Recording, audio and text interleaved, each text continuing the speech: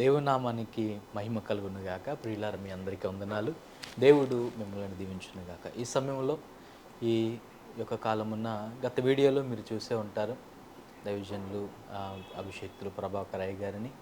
ఆయన అనేక ప్రాంతాల్లో అనేక మందిని సువార్త విషయములో అయ్యగారి సాక్ష్యం ద్వారా, వాక్యం ద్వారా అనేక మందిని బలపరుస్తూ అనేక మందిని దేవుని సాక్షులుగా రక్షణలోకి నడిపిస్తూ ఉన్నారు. అందుని బట్టి దేవుని నామానికి మహిమ కలుగును గాక. ఈ దినమున దైవజనులు మనతో ఉండడం అనేది ఎంతో ఆశీర్వాదకరం. ఈ సమయంలో దైవజనులతోనే కాసేపు కొన్ని విషయాలు మనము దేవుని గురించి మాటలు తెలుసుకుందాం. ఈ సమయంలో దైవజనులను ప్రేమతో ఆహ్వానిద్దాం. అయ్యా, ప్రత్యేకమైన వందనాలు. చాలా సంతోషమై మీరు మా మధ్యలో ఉండడం. ఇలా మీ గత వీడియోలో మేము చూసాం ఏ విధంగా అంటే మీరు ఎలా రక్షించబడ్డారు, ఎటువంటి స్టేజ్ నుంచి దేవుడు ఎలా ఆశీర్వదించాడు అనే విషయాల గురించి మేము కొన్ని విషయాలు రీసెంట్ వీడియోలో మేము చూసాం. మరి మీ పరిచర్యకు మీ వీడియోని చూసిన దాన్ని బట్టి మాకు ఒక చిన్న సందేహాలయ్యా. మీ పరిచర్యలో ఎటువంటి వాక్యము ద్వారా, ఏ దైవజనుని ద్వారా మీరు ప్రేరేపించబడి పరిచర్యలు నడిపించబడ్డారనేది ఒక చిన్న మంచి ప్రశ్న. దీనికి మనకి వాక్యం చూసినట్లయితే యాకోబు పత్రిక 1వ అధ్యాయము. ఎందుకంటే ఇప్పుడు ప్రస్తుత కాలంలో వాక్యాన్ని మనము యాకోబు పత్రిక 1వ అధ్యాయము 22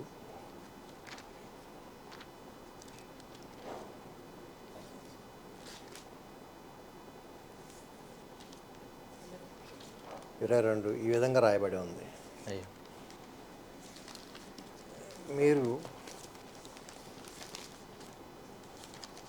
మీరు వినువారు మాత్రమయ్యుండి మిమ్మును మీరు మోసపుచ్చుకొనకుండా వాక్య ప్రకారం ప్రవర్తించువారునై యుండుడి. But be you doers of the word and not hearers only, deceiving your own shelves.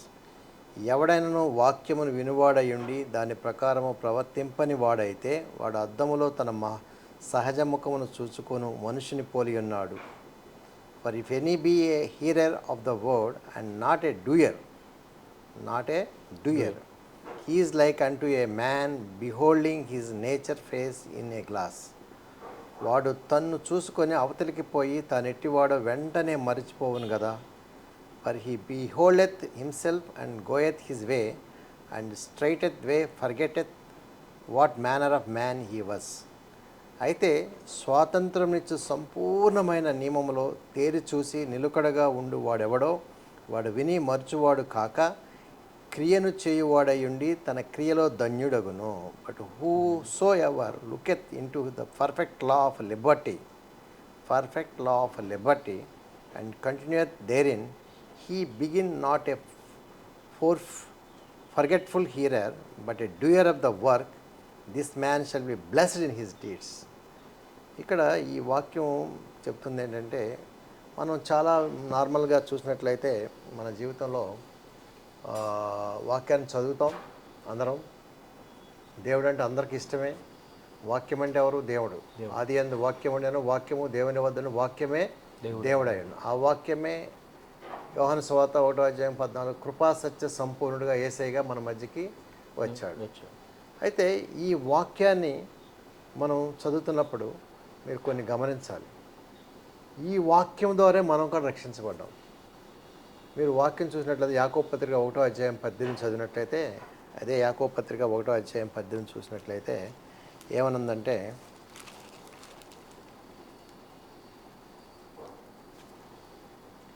ఆయన తాను సృష్టించిన వాటిలో మనము ప్రథమ ఫలముగా ఉండునట్టు సత్యవాక్యము వలన మనలను తన సంకల్ప ప్రకారము కనెను. సో మనం కూడా వాక్యం ద్వారా కనబడ్డాం. అంటే వాక్యం ద్వారా పుట్టాం. అంటే వాక్యమైన దేవుడు వాక్యమైన పిల్లలనే పెట్టాడు. అంటే యేసయ్య ఎలా వచ్చాడో వాక్యం ద్వారానే వచ్చాడు. ఎలా వచ్చాడంటే, మరియమ్మ దగ్గరికి యేసేపుతో ఎంగేజ్మెంట్ అయినప్పటికీ ఆవిడ దగ్గరికి ఒక శుభవార్త వచ్చింది, గుడ్ న్యూస్ వచ్చింది. ఏమని వచ్చింది? గాబ్రియల్ అనే దూత తను ఒక వాక్యాన్ని తీసుకొచ్చాడు. అమ్మ, నీకు ఒక శిశువు పుట్టబోతున్నాడు, ఆయన పేరు యేసు అని. అమ్మమ్మమ్మ నేను ఆ వాక్యాన్ని ఆవిడ డినై చేసింది. డినై చేసి నేను పురుషుడిని ఎరుగని దాన్నే నాకు ఎలా పిల్లలు పుడతారు అని ఆవిడ అన్నప్పుడు ఆ వాక్యము తనకి కార్యసిద్ధి జరగలేదు. అప్పుడు ఆయన గాబ్రియల్ దూత ఏమన్నాడంటే, నేను సర్వోన్నతిని సముఖం నుంచి వచ్చాను కాబట్టి పరిశుద్ధాత్మ ద్వారా నీకు శిశువు కట్టాడు. పరిశుద్ధాత్మ ద్వారా, ఏసేపు ద్వారా కాదు, పరిశుద్ధాత్ముడు. ఏసేపు ద్వారా పుట్టినట్లయితే అది రక్తమాంసంతో, ఆ రక్తంలో పాపం ఉంది. కానీ పరిశుద్ధాత్ముడు అంటే ఆత్మ ద్వారా జన్మిస్తాడు. ఎప్పుడైతే ఒక వ్యక్తి ఆత్మ ద్వారా జన్మిస్తాడో వాడిలో పాపము లేదు. అందుకే యేసయ్య ఆ వాక్యానికి ఆవిడ చోటు ఇచ్చినప్పుడు ఆవిడలో ఆ గర్భము శిశువు గంతులేశాడు ఎలిజబెత్ దగ్గరికి వచ్చినప్పుడు. అంటే ఆ వాక్యం ద్వారా ఆ యేసును కంద. అదేవిధంగా నీవు ఆ వాక్యమైన యేసు నీ కొరకు నా కొరకు శిలువలో మరణించాడని, లేఖనాల ప్రకారం మూడో నాడు తిరిగి లేచాడని హృదయంలో విశ్వసించి నోటితో పలికితే నీకు నాకు రక్షణ వస్తుంది. బోర్న్ అగైన్ క్రిస్టియన్ అవుతున్నాము. రోమాపత్రిక 10వ అధ్యాయం 10లో ఈ విధంగా రాయబడింది, నీతి కలిగినట్లు హృదయంలో విశ్వసించి రక్షణ కలిగినట్టు నోటితో పలకాలి. అంటే ఆశీర్వాదం ఎక్కడుంది? హృదయంలో చోటు ఇవ్వాలి యేసుకి, రక్షణ కలిగి నోట్లో పలకాలి. ఆ మరియమ్మ కూడా తన హృదయంలో యేసయ్యకి వాక్యాన్ని చోటిచ్చింది. అటులనే కలుగును గాక అంది. కలుగు అనగానే శిశువు జన్మించాడు. అలాగే ఇప్పుడు యేసయ్యని మనం రక్షకుడిగా అంగీకరించాలి. మనం ఎలా జన్మిస్తాం? వాక్యం ద్వారా. ఆ వాక్యమైన యేసు నీ కొరకు నా కొరకు 2023 సంవత్సరాల క్రితం ఆయన సిలువలో మరణించాడు. నీ పాపాల నిమిత్తం, నా పాపాల నిమిత్తం చనిపోయాడు. ఆయన చనిపోయి అక్కడే ఉంటే కనుక రక్షణ ఉండేదే కాదు. చనిపోయి మరణాన్ని గెలిచి ఆయన మూడో నాడు తిరిగి లేచాడు. హృదయంలో విశ్వసించి ఆయన చనిపోయాడని నువ్వు ఒప్పుకోవాలి, నమ్మాలి, నోటితో పలకాలి. ఈ రెండు ప్రక్రియలు కావాలి. ఈ రెండు ప్రక్రియల ద్వారా నువ్వు కూడా నీవు హృదయంలో చోటిస్తున్నావు, ఆయన చనిపోయాడని, నీ పాపాల నిమిత్తం ఆయన చనిపోయాడని, నీ స్థానంలో ఆయన చనిపోయాడని, ఆయన స్థానాన్ని నీకు ఇవ్వడానికి ఆయన నీ కొరకు చనిపోయాడు, ఆయన నీతిని నీకు ఇవ్వడానికి ఆయన చనిపోయాడు, నీ పాపాలు ఆయన సిలువలో తీసుకున్నాడు. ఇప్పుడు నీకు జరిగింది ఏంటి? ఆయనకి చోటు ఇవ్వగానే ఆ పునరుద్ధారణ యేసు నీలో జన్మిస్తున్నాడు. అంటే పరిశుద్ధాత్మ ద్వారా నువ్వు జన్మిస్తున్నావు. అందుకనే మీరు చూసినట్లయితే యాకోబు పత్రికలో కాకుండా మీరు ఒక్కసారి ఇంకొక విషయం చూసినట్లయితే మొదటి పేతురు 1వ అధ్యాయము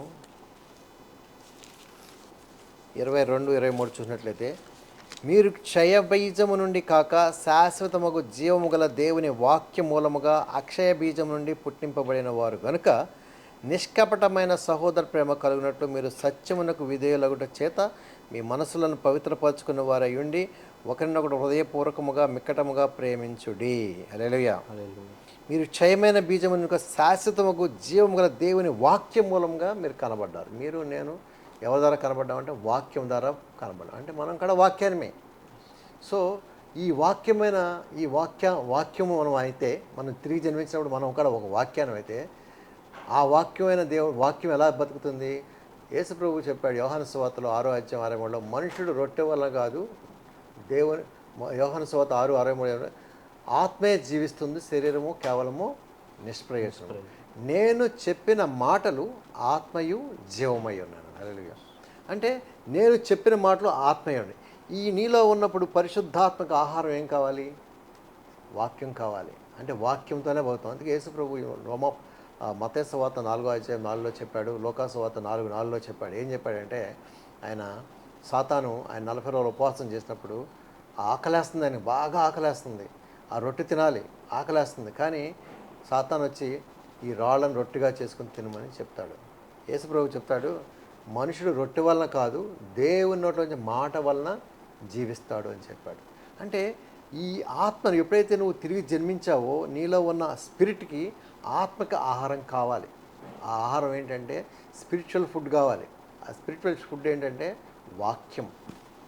చాలామంది ఈ వాక్యాన్ని నెగ్లెక్ట్ చేస్తారు. వాక్యాన్ని వింటారు, విని విడిచిపెడతారు. ఈ చెవితో వింటారు, ఈ చెవితో విడిచిపెడతారు. కానీ ఈ వాక్యానుసారంగా జీవించాలని యాకోబు చెప్తున్నాడు. Doers of the word of God.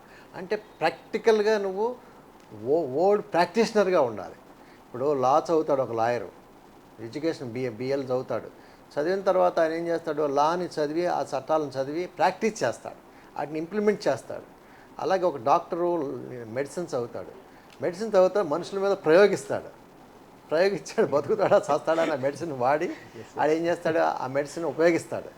అలాగే మనము ఈ వాక్యము జీవవాక్యము, నేనే మార్గము సత్యము జీవము అన్నాడు. ఈ వాక్యమే జీవము, అదే మార్గము. ఆ సత్యము, సత్యం అంటే వాక్యము. ఈ సత్యం మనకు ఇచ్చినప్పుడు, ఈ సత్యంలో ఆయన సత్యం కొరకు మనం ఇచ్చినప్పుడు, ఈ సత్యాన్ని మనం ప్రకటిస్తున్నప్పుడు, ఈ సత్యం మనకు లేకపోతే చచ్చిపోతాం మనం, మనలో ఉన్న స్పిరిట్. మన పాత నేచర్ ఏంటంటే అబద్ధాల జనకుడైన అపవాది, అబద్ధాల జనకుడు, అంటే ఆడు అబద్ధాన్నే పలుకుతాడు. ఇప్పుడు యేసయ్య వచ్చి నేనే మార్గము సత్యము జీవము, ఈ సత్యాన్ని ప్రాక్టీస్ చేయాలి. అందుకని యోహాను సువార్తలో చెప్తాడు 17వ అధ్యాయంలో, యోహాను సువార్త 17వ అధ్యాయంలో 17లో చెప్తాడు. మీరు చూసినట్లయితే అద్భుతమైన మాటలు ఉంటాయి. అవి ఒక్కసారి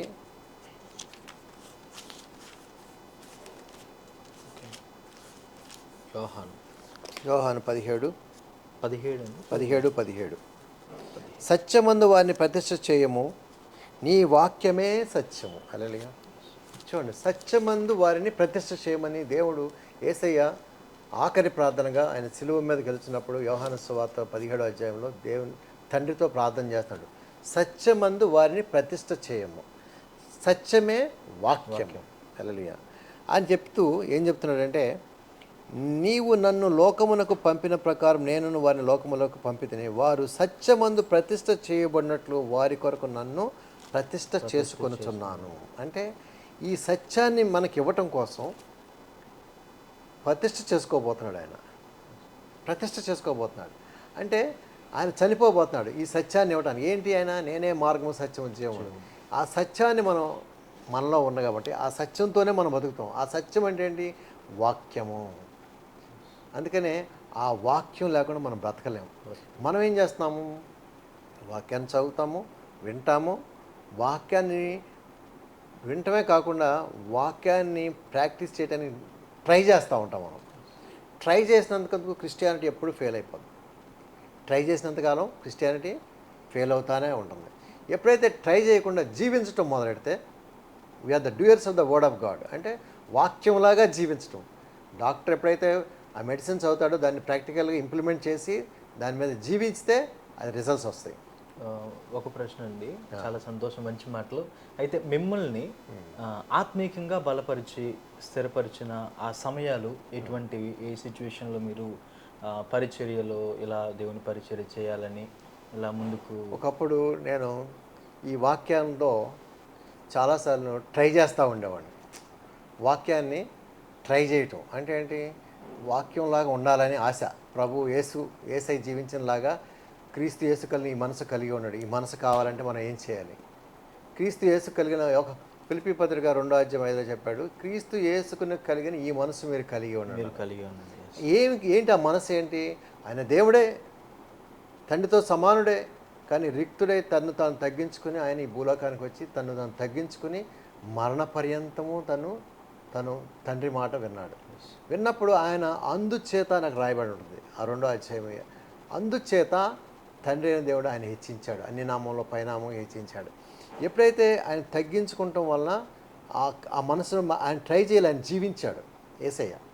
మీరు ఇంకొక ఉదాహరణ చూసినట్టయితే బైబిల్లో యోహాను సువార్త 5వ అధ్యాయం 26లో చెప్పాడు, తండ్రి తానంతట తాను ఎలాగూ జీవించగలడో కుమారుడు కూడా తానంతట తాను జీవించడానికి తండ్రి కుమారుడికి అధికారం ఇచ్చాడు అన్నాడు.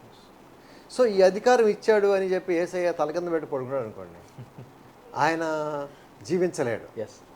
సో ఆయన ఏం చేశాడు యేసయ్య? ఆ మాట 5వ అధ్యాయంలో ఉంటే 10వ అధ్యాయానికి వచ్చేటప్పటికి యోహాను సువార్త 10వ అధ్యాయం 18లో మాట చెప్పాడు. ఆయన యేసుప్రభువే చెప్పాడు. ఆయనకు తెలుసు ఏంటి? తండ్రి తనంతరం ఎలా జీవించగలడో నేను కూడా ఈ భూమి మీద నాకు అధికారం ఉంది. ఈ అధికారాన్ని నేను ప్రాక్టికల్గా జీవించాలి. అంటే ఏం చేయాలి? నేను అనౌన్స్ చేయాలి. ఆయన చెప్పాడు. ఆయన వచ్చి 10వ అధ్యాయంలో వచ్చి అన్నాడు 18లో, నా అంతటా నేనే సిలువలో నేను ప్రాణం పెట్టగలను, నా అంతటా నేనే ఆ ప్రాణాన్ని నేను తీసుకోగలనని ఆయన హృదయంలో విసి నోటితో పలికాడు. తండ్రి చెప్పిన మాటని పలికాడు. పలకటం వల్ల ఎస్టాబ్లిష్, అంటే రైచియస్నెస్ ఎస్టాబ్లిష్ అయింది. నీతి అక్కడ స్థిరపరచబడింది. అంటే ఆయన ప్రాక్టికల్గా జీవించాడు యేసు ప్రభు. జీవించకపోయినట్లయితే వాక్యాన్ని డ్యూయర్గా ఉండకుండా దాన్ని యేసయ్య కూడా ట్రై చేశాడు అనుకోండి, ఆయన వల్ల కాదు.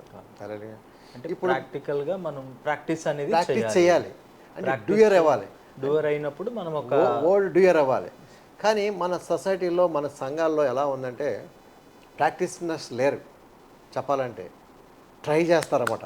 అమ్మో యేసయ్య చాలా గొప్పోడు, ఆయన మన పాపాలన్నీ గుర్తుపెట్టాడు, ఆయన పాపాలన్నీ సిలువలో సమాప్తపరిచాడు, నీ పాపాలు ఎన్నడంటే గుర్తు చేసుకోనని చెప్పాడు, పాపం నీ మీద ప్రభుత్వం చేయదున్నాడు, నిన్ను ఆయన యేసయ్యని పాపిగా చేసి ఆయన నీతి కొరకు 2 కొరింథీ పత్రిక 5:21 చెప్పాడు. ఆయన ఏం చెప్పాడు? యేసయ్యని పాపముగా చేశారనుంది నీతి కొరకు, నీతిని నీకు ఇవ్వటం కోసం. ఆయన నీతిని నీకు ఇచ్చి ఆయన పాపాలన్నీ ఆయన అకౌంట్లో వేసుకున్నాడు. ఇంకా నువ్వు ట్రై చేయటం జీవించడమే నీ స్టైల్. ట్రై చేస్తాకి నేను పాపిని కదా, యేసయ్యలాగా జీవించాలని కష్టం కదా అని చాలామంది ప్రాక్టీస్ చేస్తున్నారు, ట్రై చేసి కింద పడిపోతారు. పడిపోయిన తర్వాత యేసయ్య నన్ను క్షమించయ్యా, నా పాపాలు క్షమించయ్యా. అరే నీ పాపాలు నేను ఎన్నడెన్నడూ గుర్తు చేసుకొని నీ పాపాలన్నీ నేను క్షమించాను, సిలువలో అది సమాప్తమైపోయినా సరే వీళ్ళు డూయర్గా ఉండకుండా ట్రై చేసేవాళ్ళుగా మిగిలిపోతున్నారు. యేసయ్య అలా చేయలేదు. తండ్రి నేను ఏకమై ఉన్నామని చెప్పాడు. నన్ను చూస్తే తండ్రిని చూసినాడు నేను ప్రాక్టికల్గా డెమాన్స్ట్రేషన్ చేశాడు. అంటే ఆయన జీవించి మనకు రోల్ మోడల్గా యేసయ్య చూపించాడు. ఇప్పుడు బయట జరిగే సిచ్యువేషన్ ఏంటంటే అండి, సోషల్ మీడియా సంథింగ్ బయట ప్రపంచంలో జరిగే విషయాలు ఏంటంటే పలుకుతున్నారు కదా వీళ్ళందరూ క్రైస్తవులు, క్యాన్సర్ ఉందని లేదా కిడ్నీలో స్టోన్స్ ఉన్నాయని ఏదో డిఫరెంట్ డిసీజెస్ ద్వారా సమస్యల ద్వారా వస్తున్నారు. డాక్టర్స్ ఎందుకు, మరి ఇంత డాక్టర్స్ ఉన్నారు, దేవుడు కార్యం చేస్తున్నాడు కదా, పాస్టర్ గారు ఉండొచ్చు కదా అన్న ఉద్దేశంలోకి వెళ్ళిపోయారు. దాని మీద మీ అభిప్రాయం? ఓకే, మీరు పలకమంటున్నారు కదా, పలిగితే కార్యం జరుగుతుందన్నారు. బయట ఎలా ఉందంటే పాస్టర్ గారు పలుకుతున్నారు, వాళ్ళు చేస్తున్నారు, వీళ్ళు చేస్తున్నారు, ఇంకా డాక్టర్లు ఎందుకు అన్న విషయాలు వచ్చేస్తాయి. దాని మీద మంచి ప్రశ్న. దీనికి ఎలాంటి ఆన్సర్ అంటే ఇప్పుడు యేసయ్య ఈ 2-3 వాక్యాలు మనం ధ్యానిస్తే దీని సమస్యకి సొల్యూషన్ వచ్చేస్తాయి. ఒకటి, యేసయ్య దేవుడు చెప్పాడు తండ్రి తనంతట ఎలా జీవించగలడు, కుమారుడిగా తనకు అధికారం ఇచ్చాడు అన్నాడు. యేసయ్య చనిపోయేటప్పుడు నా అంతట నేనే సిలువలో ప్రాణం పెట్టగలను, నా అంతట నేనే ప్రాణం వెనక్కి తీసుకోగలనని చెప్పేశాడు యోహాను సువార్త 10:18. ఇదే వాక్యాన్ని రోమాపత్రిక వచ్చేటప్పుడు 8వ అధ్యాయం 11లోకి వచ్చేటప్పటికి క్రీస్తు యేసును లేపిన ఆత్మ నీలో నాలో జీవిస్తూ నీలో నాలో చచ్చిన ప్రతి అవయవాన్ని, ప్రతి ఇమ్మోర్టల్ అంటే చనిపోయిన ప్రతి అవయవాన్ని తిరిగి జీవింపచేసి, అంటే రిసరెక్టెడ్ లైఫ్ అంటే పునరుద్ధానుడైన తిరిగి జీవింపచేసి నీలో చచ్చిన ప్రతి అవయవాన్ని, కణాలని, బ్లడ్ సెల్స్ని అన్నీ చచ్చిపోయినాయి. పాపం వల్ల ఆదాము అవ్వ చేసిన పాపం చచ్చిపోయినాయి. వాటిని అన్నిటి తిరిగి జీవింపచేసి ఆ వాక్యం చదివితే మీకు అర్థమవుతుంది. రోమాపత్రిక 8వ అధ్యాయం చదువుదాం, 8-11.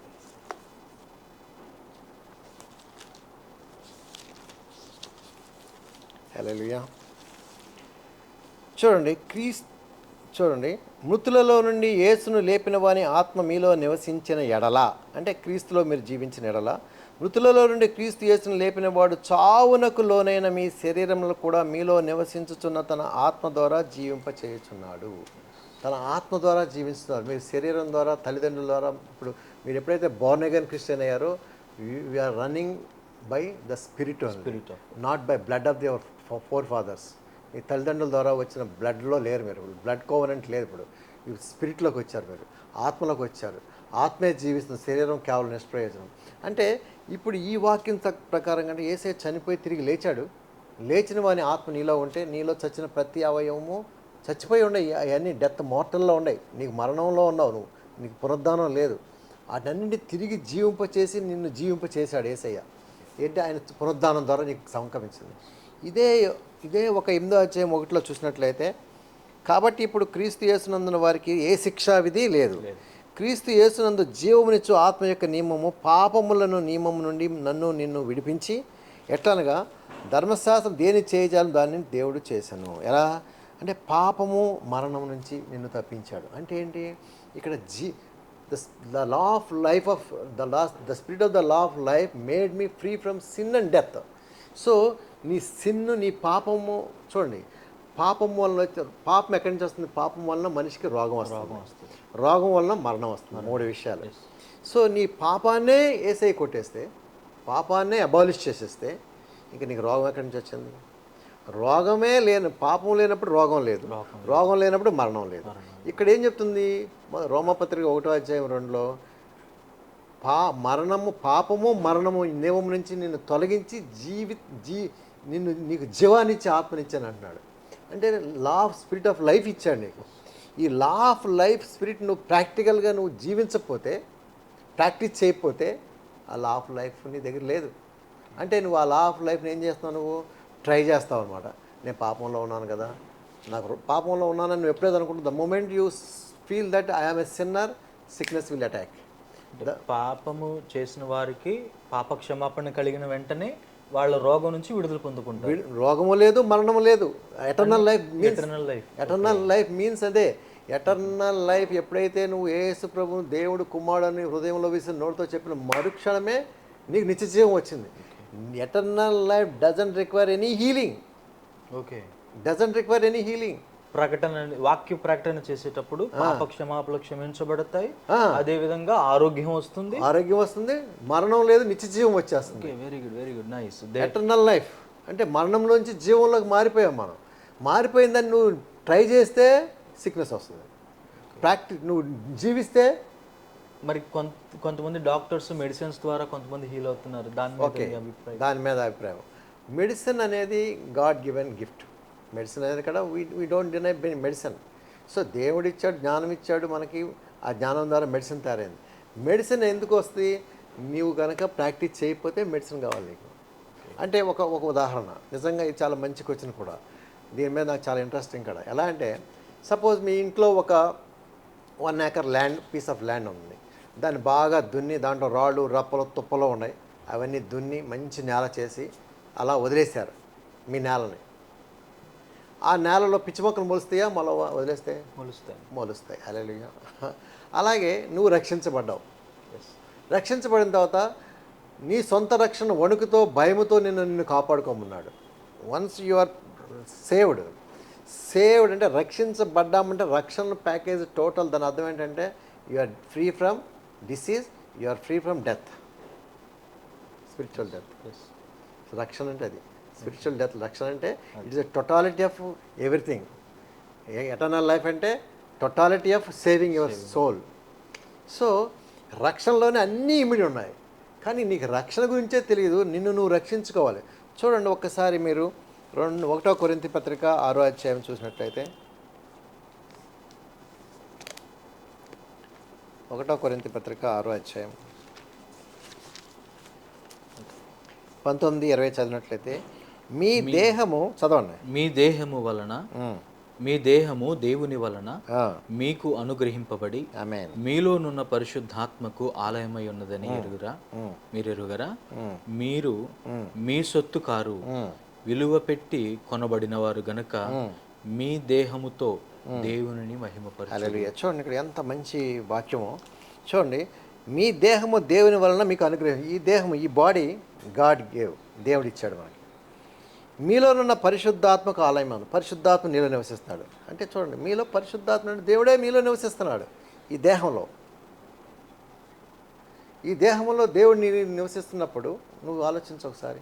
This is the temple of God. So ఈ దేహానికి రోగం రావచ్చా? దేవుడు నివసించే టెంపుల్కి ఎలా వస్తుంది? అంటే you are the tabernacle of God himself. దేవుడు నీలో ఉన్నాడు. ఇప్పుడు నీకు రోగం ఎలా వస్తుంది అంటే యు ఆర్ సంథింగ్ రాంగ్. అందుకే ఇక్కడ చూడండి, ఇంకా క్లియర్గా చెప్తున్నాడు. అందుకే పౌలు చూడండి, మీరు మీ సొత్తు కారు. అంటే ఎవరి సొత్తు? ఆయన రక్తం ఇచ్చి నేను కొన్నాడు. విలువ పెట్టి కొనబడిన. విలువ అంటే ఆయన తన ప్రాణాన్ని ఇచ్చి నేను కొనుక్కున్నాడు. విలువ పెట్టి కొన. మీ దేహంతో దేవుని మహింపరచుడి. మీ దేహంతో దేవుని అంటే దేహంలో ఆరోగ్యం ఉంటేనే కదా నువ్వు దేవుని మహింపరుస్తావు. రోగం ఉంటే దేవుని మహింపరుస్తావా? నీకు రోగం ఉంటే దేవుని మహింపరుస్తావా? అంటే నీకు రక్షణ ఇచ్చాడు. ఆ రక్షణలో నువ్వు జీవించాల్సిన బాధ్యత నీదే. ఈ శరీరాన్ని రక్షించుకోవాల్సిన బాధ్యత. అంటే ఎప్పుడైతే ఆ ఖాళీ ల్యాండ్లో నువ్వు ఏమి అయిపోతే పిచ్చి మొక్కలు వచ్చాయో, నీ ఆత్మీయ జీవితంలో కూడా నువ్వు రక్షించబడిన తర్వాత నువ్వు నీ ఆరోగ్యాన్ని I'm healed by the power of the Holy ghost.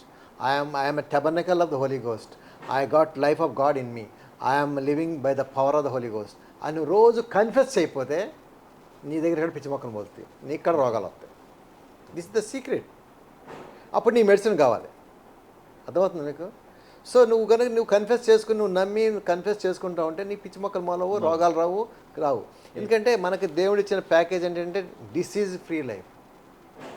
Diseases ఎందుకు వస్తున్నాయి ఓ పాస్టర్ అని ఎవరైనా కానీ ఎందుకు వస్తున్నాయి అంటే because you are not confessing your salvation అక్కడ నీతి కలిగిన రోమాపత్రిక 10:15 నీతి కలిగినట్టు హృదయంలో విశ్వసించి రక్షణ కలిగిన నోటితో పలకాల్సిందే. రక్షణ వ్యవస్థ ఎక్కడుంది? It is in our tongue. జీవ మరణములు నాలుక వశాన ఉన్నాయి. సో నీ జీవాన్ని నువ్వు కన్ఫెస్ చేసుకోకపోతే నీకు పిచ్చి మొక్కలు మొలుతాయి, నీ బాడీలో సిక్నెస్ వస్తుంది. Hallelujah. This is very simple, logic ఏమీ లేదు ఇందులో. అప్పుడు నీకు ఒకవేళ సిక్నెస్ వచ్చింది, ఇమీడియట్ రెమెడీ కావాలి, నువ్వు డాక్టర్ దగ్గరికి వెళ్ళాలి, స్కానింగ్ చేయించుకోవాలి, మెడిసిన్ తీసుకోవాలి. అంత మాత్రం నువ్వు మెడిసిన్ వేసుకున్నావు కానీ మెడిసిన్లోనే బతకొద్దు. You come back to the word of God, and believe, trust God, and again you confess your life release చేయి. ఎందుకంటే దొంగతనము, హత్య, నాశనం చేయడానికి వస్తాడు సాతాను. నీ రోగాన్ని దొంగిలిస్తాడు, నీ ఆలోచన దొంగిలిస్తాడు, నీకు రోగాన్ని ఇస్తాడు. కానీ నువ్వేం చేయాలి? జీవాన్ని కన్ఫెస్ చేయి. ఆయన లైఫ్ అబండెన్స్ ఇవ్వడానికి వచ్చాడు. ఆ లైఫ్ నీలో ఉంది. నీలో ఉన్న లైఫ్ నువ్వు రిలీజ్ చేయకపోతే అది ఎవరికి ఉపయోగపడుతుంది? సింపుల్. చివరిగా చిన్న ప్రశ్న. అపోస్తుల కార్యాల 6వ అధ్యాయంలో అపోస్తులు అంటారు, అయ్యా మేము రొట్టె పంచుట యుక్తం కాదు మాకు, మీలో కొంతమంది ఎన్నుకొని మా దగ్గర తీసుకొని రండి, మేము అభిషేకించాలి, వారిని పరిచర్య చేయాలని, నడిపించాలని వాళ్ళు పలుకుతారు అక్కడ మాట. అది మీ జీవితంలో ఇన్ని సంవత్సరాల్లో మీ పరిచర్య అనుభవంలో ఇది యుక్తమైనది కాదు, నేను చేయవలసినది ఇది, ఈ పరిచర్య అభివృద్ధి అని మీకు ఎటువంటి సమయంలో అనిపించింది? ఎస్, దీనికి ఇది మంచి ప్రశ్న. ఎలా అంటే యోహాను సువార్త 4వ అధ్యాయము 30లో మాట ఉంది. యేసు ప్రభు ఆ సమరయ స్త్రీ దగ్గర ఆకలితో ఉన్నాడు, దాహంతో ఉన్నాడు. వీళ్ళ రొట్టె కోసం పంపిస్తాడు శిష్యుల్ని. అల్లి క్యారేజ్ పట్టుకొస్తారు, రొట్టె పట్టుకొస్తారు. అయ్యా భోజనం తెచ్చామయ్యా అంటారు. ఆయన యేసు ప్రభు అంటాడు, మీకు తెలియని ఆహారం నాకు ఉందంటాడు. అలానే మీకు తెలియని ఆహారం నాకు ఉందంటాడు. ఏంటి ఇంకెవరో క్యారేజ్ తెచ్చారా, తినేసారా అనుకుంటున్నాడు అందరూ. కాదు, సమరయ స్త్రీకి సువార్త ప్రకటించాడు. సువార్త ప్రకటించడమే నాకు ఆహారం అని చెప్పాడు యేసు ప్రభు. నా తండ్రి చిత్తం నెరవేర్చడమే నాకు ఆహారం అన్నాడు, ఆత్మీయ ఆహారం. సో మనం ఆత్మకు ఆహారం పెట్టాలంటే ఆల్వేస్ నువ్వు సువార్త చేయాల్సిందే. సువార్త చేసినప్పుడు నీకు ఆకలేయదు, దప్పుకేయదు. ఈ ఆత్మకు ఆహారం పెట్టాలి. ఆత్మకు ఆహారం ఓన్లీ వర్డ్ ఆఫ్ గాడ్. ఎవరో వర్డ్ చదవరు, మెడిటేట్ చేయరు, వాక్యాన్ని మెడిటేట్ చేయరు. వాక్యము అటువలే ప్రభువును కలుసుకున్నవాడు. 1 కొరింథీ పత్రిక 6వ అధ్యాయం 17లో ఉంది, అటువలే ప్రభువును కలుసుకున్నాడు ఏకాత్మ అన్నాడు. యోహాను సువార్త 15వ అధ్యాయంలో నేను ద్రాక్షవల్లిని, మీరు తీగలు నాలో ఉంటేనే, ద్రాక్షవల్లి వాక్యము, ఆ వాక్యాలు ఉంటేనే మనం ఫలిస్తాం, లేకపోతే ఎండిపోతాం. సో ఎండిపోతాం అంటే రోగాలు వస్తాయి, సిక్నెస్ వస్తుంది, డిసీజ్ వస్తుంది.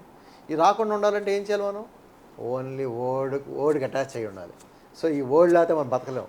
అందుకే యేసు ప్రభు చెప్పాడు, మనుషుడు రొట్టె వలన జీవించడు, నా నోట్లోంచి వచ్చే ప్రతి మాట వలన జీవిస్తాడు. అదే యోహాను సువార్త 6:63 చెప్పాడు, నా మాటలు ఆత్మయు జీవమై ఉన్నాయి. నా మాటలు, నీ మాటలు కూడా స్పిరిట్ అండ్ లైఫ్. సో ఆ లైఫ్లో జీవించాలి మనం, అంతే.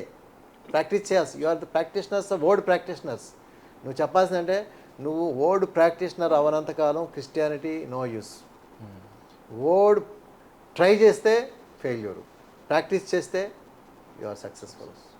ఆ విధంగా నేను సక్సెస్ అయ్యాను నా లైఫ్లో. ఎందుకంటే నేను కూడా సిక్ బెడ్ మీదకి వెళ్ళాను, రోగం వచ్చాను, డెత్ మీదకి వెళ్ళాను, మరణ ఛాయలకు వెళ్ళాను, అక్కడి నుంచి తిరిగి బయటకు వచ్చాను only through word. So word can do anything, miracles. ఆయన వాక్యం అంతా. అందుకనే నా మాటలు మీరు విని ఎడల మీరు బండ మీద ఇల్లు కట్టుకోండి, గాలి తుఫాన్లు వచ్చినా, గాలి రావాలి, తుఫాన్ రావాలి, కానీ అది పడదు. ఇసుక నేలను కట్టుకుంటే వాక్యం లేకపోతే పడిపోతుంది. విని విడిచిపెడితే, ఆదివారం నాడు చర్చికి వెళ్ళినప్పుడు బైబిల్ పట్టుకెళ్తే, సంకలం పెట్టుకెళ్తే no use. Christianity life is failure life. So Christians అంతా రోగాల్లో బతుకుతున్నారన్నా, క్రిస్టియన్స్ చాలామంది అనారోగ్యంతో ఉన్నారన్నా, అది వాళ్ళ తప్పు కాదు, వాక్యాన్ని మెడిటేట్ చేయకపోవడమే తప్పు. దేవుడు వాక్యంలో అన్ని ప్రాబ్లం. ఎందుకంటే ఆయన తన వాక్కును పంపి వారిని స్వస్థపరిచాడు, వారు పడిన గుంటలోంచి వారిని లేపాడు. వాక్కులో శక్తి ఉంది, వాక్యమే జీవము, వాక్యమే వెలుగు. సో ఆ వాక్యాన్ని మనం ప్రాక్టీస్ చేయాలి. చాలా సంతోషం అండి, అద్భుతమైన మాటలు, అద్భుతమైన సమయాన్ని మీరు మాకు ఇచ్చారు. ఈ సమయంలో దైవజనులకి ప్రత్యేకమైన వందనాలండి. ఈరోజు మీరు మాతో మీ సమయాన్ని వెచ్చించినందుకు ప్రభు పేరట వందనాలు. మంచి విలువైన మాటలు చాలా చెప్పారు. సంతోషం, మాకు కూడా చాలా సంతోషం. మీరు చాలా మంచి ప్రశ్నలు అడిగారు. అయ్యా. దాని ద్వారా మేము కూడా దేవుడు ఆత్మతో ఆ మాటలు ప్రస్తావించడానికి దేవుడు ఇచ్చిన కృపను బట్టి ప్రేక్షకులందరికీ ఈ వీడియో చూసిన వారందరికీ ఇక్కడ మనస్ఫూర్తిగా వందనాలు. ఈ వాక్యాన్ని ప్రాక్టీస్ చేయమని, వాక్యం ద్వారా జీవించమని యేసు నామంలో అందరినీ బ్రతిమాలి వేడుకుంటున్నాం. God bless. ఈ సమయంలో అయ్యగారు చిన్న ప్రార్థన చేస్తారు. ప్రార్థనతో ఈ యొక్క సన్నివేశాన్ని బట్టి ముగించుకుందాం. స్తోత్రం. అందరూ చేతి ప్రార్థన ఏకీపిద్దాం. మహాపరిశుద్ధుడైన దేవా, పరలోకమందున మా తండ్రి, మీకు వందనాలు స్తుతులు నాయన. ఈరోజు ప్రభా అనిల్ని బట్టి వందనాలు, మా రాజు గారిని బట్టి వందనాలు. కెమెరాగా ఉంటుండు, కెమెరాని ఆపరేట్ చేస్తుండగా మమ్మల్ని బట్టి వందనాలు ప్రభా. మేమందరము మీ నామంలో మమ్మల్ని నా తండ్రి ఈ వీడియోని మేము ప్రభా చేయడానికి ఇచ్చిన కృపను బట్టి వందనాలు. ఈ వీడియోని దీవించి యావత్ ప్రపంచంలో ప్రభా వాక్యమే నేనే మార్గం సత్యము జీవం అన్నావునైనా ఆ వాక్యాన్ని ప్రభా మెడిటేట్ చేయడానికి యెహోషువ చెప్పావు. వాక్యాన్ని దివారాత్రులు ధ్యానించమన్నావు. కుడికి కానీ పడవడికి కానీ దక్షిణాన్ని ఉత్తరానికి తిరగకుండా నా వాక్యాన్ని మీరు ధ్యానించినట్టయితే గొప్ప సక్సెస్ అవుతారన్నాను. ఆ వాక్యం నీ నోట్లోంచి తప్పిపోకూడదని చెప్పావు నాయన.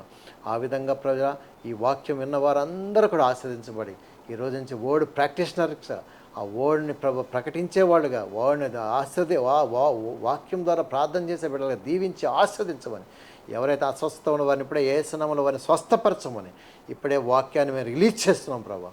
అన్ని అద్భుత కార్యాలు చేయమని, ఏ పరిస్థితిలో ఉన్న వారిని అందరూ హాస్పిటల్లో ఉన్న వారిని అందరినీ మీరు తిరిగి లేపమని ప్రార్థన చేశాం. నిశ్చయముగా యేసు నామములో వారి స్వస్థత కలుగును గాక. ఎవరైతే ఫైనాన్షియల్ బంధకాలు వారిని యేసు నామములో ఫైనాన్షియల్ బంధకాలను యేసు రిప్యూక్ కింద వచ్చి యేసు నామములో స్వస్థపరిచినందుకు వందనాలు. వారందరినీ దీవించి ఆస్వాదించమని యేసు నామములో అడిగి వేడుకొని పొందుకునే నామ తండ్రి. ఆమేన్, ఆమేన్, ఆమేన్. వందనాలు.